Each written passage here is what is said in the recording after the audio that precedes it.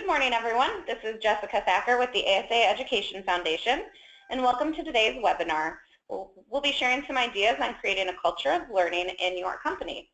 Culture change can be hard, so we're excited to share some best practices with you today. You will have the opportunity to submit text questions to today's presenter by typing your comments into the questions area of your control panel. You may send in your questions at any time during the presentation, and we'll continue to collect them and address those during the Q&A session at the end of the presentation.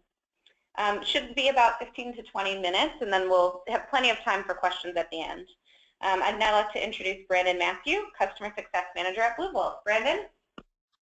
Hey, good morning, and good morning to everyone else out there, wherever you may be, and for those that are returning from our previous months of webinars, thanks again for joining in this series. Hopefully everyone is ready for the start of summer and or the end of school for those of us that have kiddos.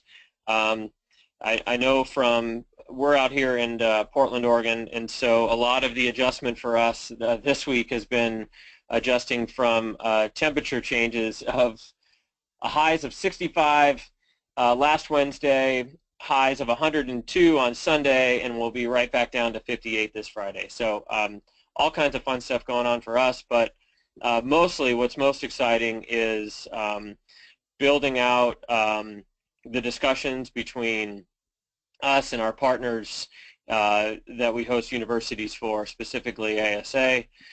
So without further ado, let's jump into a really hot topic lately as we've gone around to, we've had a series of conferences with partners in all industries over the last few months, and really the center point, and we've talked about incentives and pulling reports and making sure your people take the right courses, but none of that can happen unless you have a culture of learning.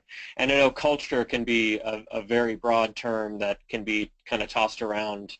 What is a culture? And at its root, creating a learning culture is creating an element of intellectual curiosity.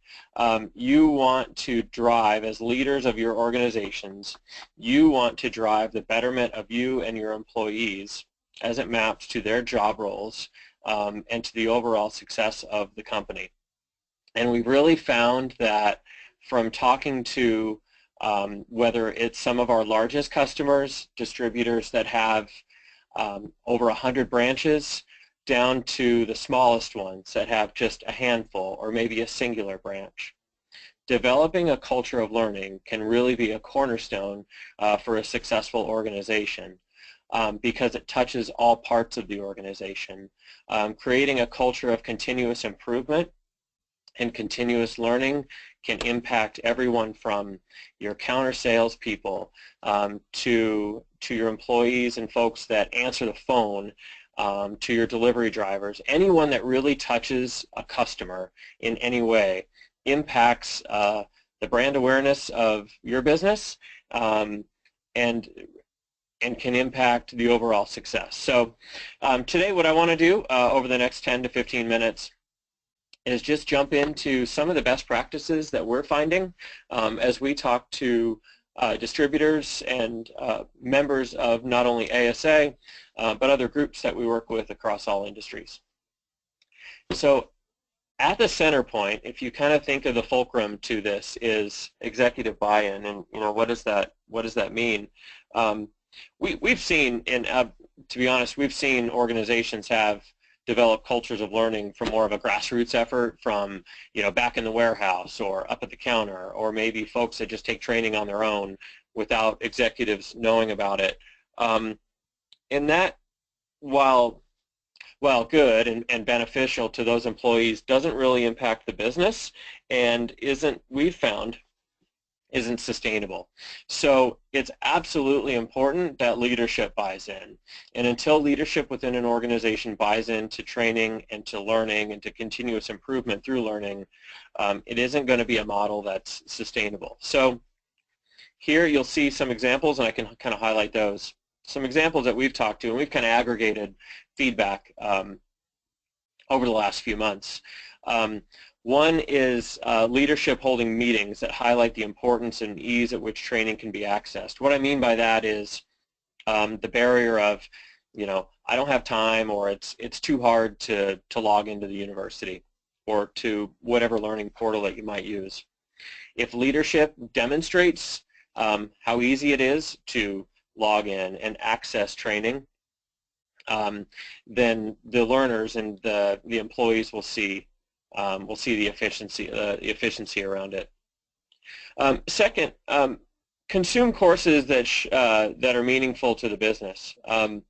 And I put surveying your learners to get a pulse on how they like to learn.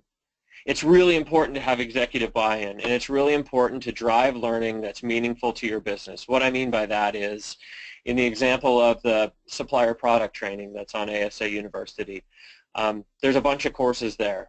Not all of those courses are meaningful to you and to your business. Maybe it's a product that you guys don't stock and sell. Maybe it's a supplier that you don't have a relationship with. If given free rein, folks may just take courses as they want to, and they may not have any sort of specific direction on which courses to take. So drive your learners to the courses that are meaningful to your business, whether it's product training or the industry training that ASA provides. On the flip side of that, you may find the meaningful courses by surveying your learners. Talk to your employees. Find out what they want to learn about. Find out where the gaps are, what they need help with, because that may help you construct a curriculum for your people. And then tangent to that also is just funneling your employees to courses and training that are going to impact their development and the business. So a warehouse, a delivery driver, a warehouse employee, give them content that's going to map to them and their job. Or maybe you have a warehouse employee that's shown interest in moving to the counter or moving to a sales role. You may drive them to training, to sales training, sales skills training, but also product training that's going to map to something that they aspire to be. So I think the important thing is don't, while on one hand you can think about the here and now to their current job, but you can also be aspirational about this. Think about where they want to go. Map learning programs and career paths to where they want to be maybe 6 months from now, 12 months from now. I think it's important to set up a dedicated environment. If you're bought in and you show that it's important to your business, you'll set up dedicated time at work, and we can talk about time here in a second. You'll set a dedicated environment. That'll show the importance when you have a workstation and a dedicated 15 or 20 minutes that they can devote solely to training. One of the common barriers we also hear is time. I don't have time to do it. My counter's busy all day. It's job season. In fact, we're open late. We have customers standing in front of us all day. So some things that we walked away with this spring. We've talked about off hours. We've talked to distributors that may, every other Friday, they may have their employees come in a half hour before the branch is open to take dedicated training. If you're staffed correctly, and I know a lot of folks out there run lean, so this is hard, but if you can devote time at the end of the day before folks leave, or also around breaks. And then reinforcing it through building metrics in performance plans. So if you do performance plans and performance feedback, build in metrics that map to training. And it doesn't have to be a lot. I'll get to that here in a little bit, but just think small. You guys don't have to conquer the world in a day. So now that we have executive buy-in, leadership is bought in, they've developed a plan, they know it's important, you guys know it's important. Now how do I get that to foster and grow amongst the organization? We've really found that empowering employees to drive training can be infectious to an organization, infectious in a good way. So creating a peer-to-peer learning environment. What does that mean? Can you assign employees to become subject matter experts? So Maybe there's product training, and with all the product lines that you carry, maybe you assign 1 or 2 people to be the subject matter experts on power tools, or to be on valves, or whatever sort of product lines are important to your business. Maybe you create subject matter experts. You tell them, say, here's what you're going to become an expert in. Go learn about this. In a recent survey, it's interesting, in a recent survey we did, we found that 44% of learners out there, and then we surveyed end users out in the Blue Belt world, about 1,500. And about 44% of those responded that they feel like they're a subject matter expert in the training that they take. And you think, well, 44%, that doesn't seem like a lot, that's less than half. But think about it. If you have your population that takes training, if you were to say that half of those people feel like they're a subject matter expert in the training that they take, that's really powerful information.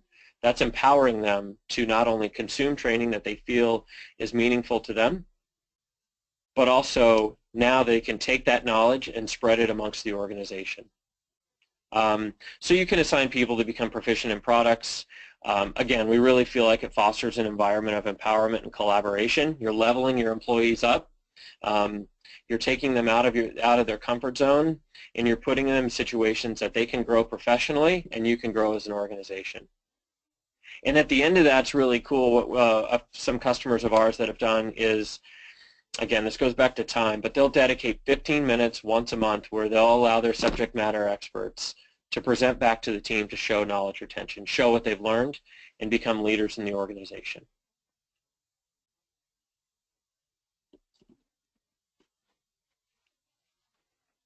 That seems like a lot. So now, how do I do it, and how do I scale? Scaling is so hard, especially as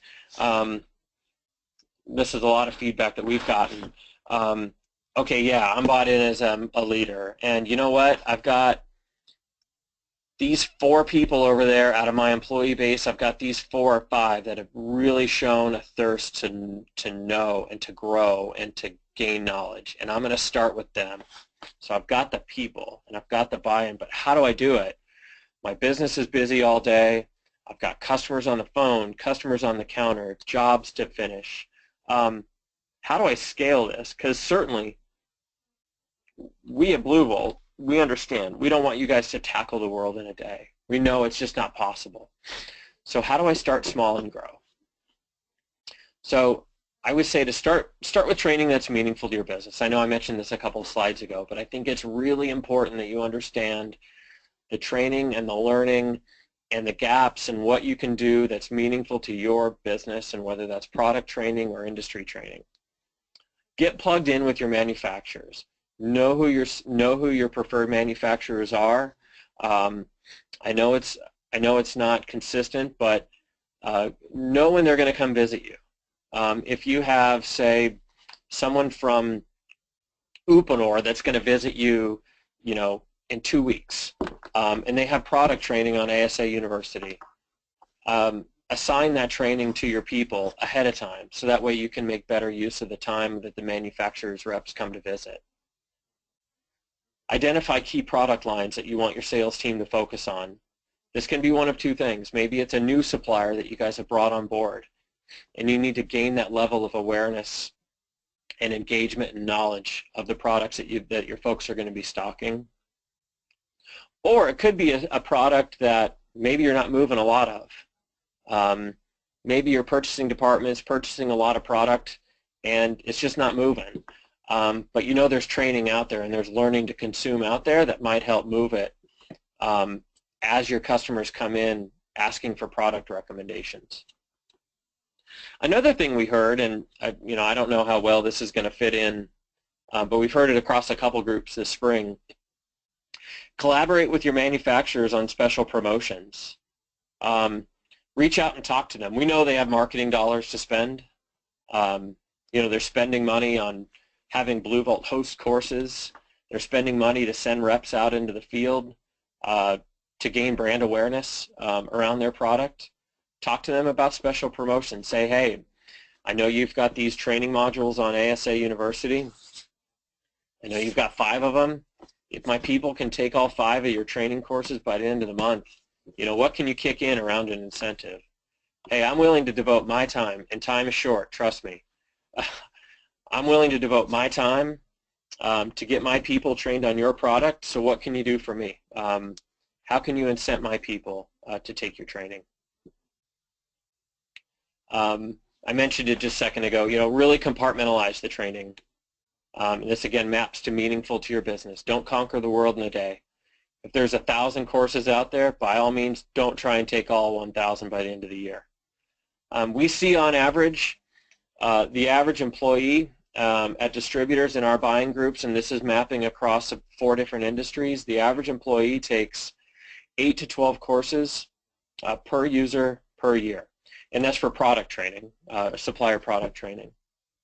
May not seem like a lot, but if you're going to go from nothing or small to say, guys, let's just focus on 1 or 2 courses this month. Let's just focus on 1 or 2 products. See what that does. I have a typo here. Bad me, I'm sorry. Use an audience that's most likely to consume training, to consume the training. So do you have many branches or do you have 1?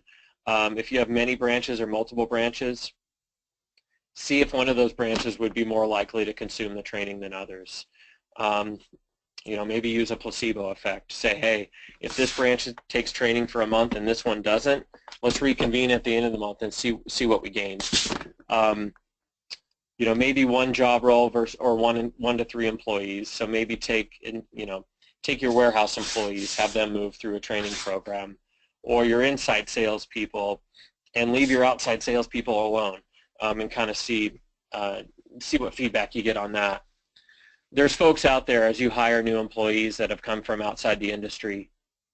There's folks that are gonna want to know, and they're gonna expect you as business leaders to have a specific formalized training program in place. And so those employees are going to be the quickest to consume this. And lastly, I'll close with feedback. It's something that we believe in here at Blue Volt. A lot of what we do around feature development and our program and platform development comes from our customers and feedback from our customers. We could not be better as an organization unless we got feedback from our customers. So I would invite you guys to do the same. Create a platform and a program where the feedback is meaningful, it's productive. It may not be what you want to hear, but it's going to help you design learning programs for your organization. And with that, I will close. So, Jessica, I would see if there's any questions out there.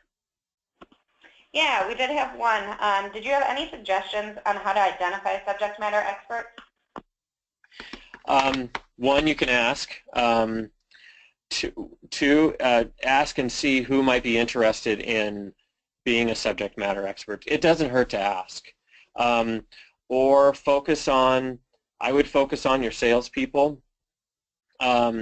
If you've got 2 or 3 salespeople, maybe give each one of them a product line, or give them, say you've got 15 manufacturers, maybe split up the manufacturers and give each salesperson 5 manufacturers to go learn about. And it can be through ASA University, or it can be just out doing research on the web about product. But I would compartmentalize it that way.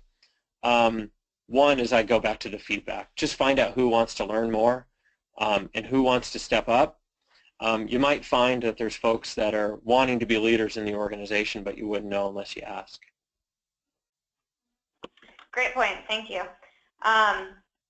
We had another about the slideshow. We will have the recording available, so to answer that question, I can do that. We will have the slideshow available by the end of the week, and then we'll send that out to you individually as well. So that answers that question. But what are your suggestions to get managers who continually resist attempts to train their people is the next. Yeah, that's interesting. So hopefully not all managers are resisting are resisting the urge to train. You know, hopefully you've got a couple managers out there that have expressed interest. So I guess that goes back to, I guess I would tie together two things there. One, compartmentalizing the training. So start with one branch or one manager as opposed to the others. And then find quick wins and socialize the heck out of it and promote the heck out of it. Reward that manager for driving training. You know, it's our belief that that manager consuming training and then driving that training to his or her people are going to move the business forward. It's going to move their branch or branches forward from either a sales perspective or a brand awareness perspective.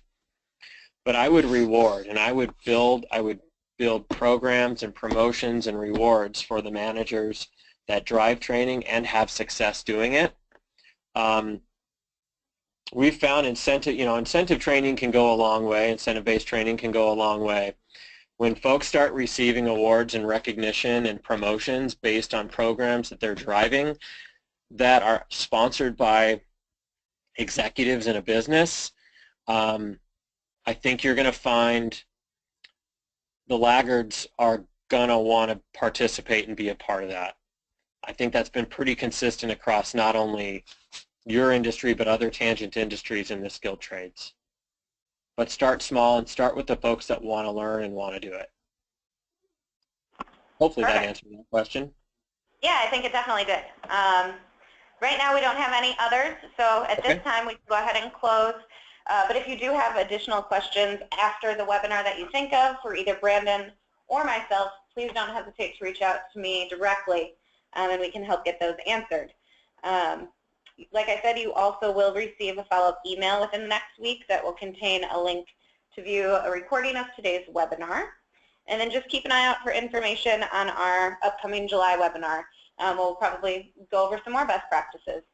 Again, on behalf of ASA University and Blue Volt, we want to thank you for joining us today and have a great rest of your day. Thanks, everyone. I appreciate your time.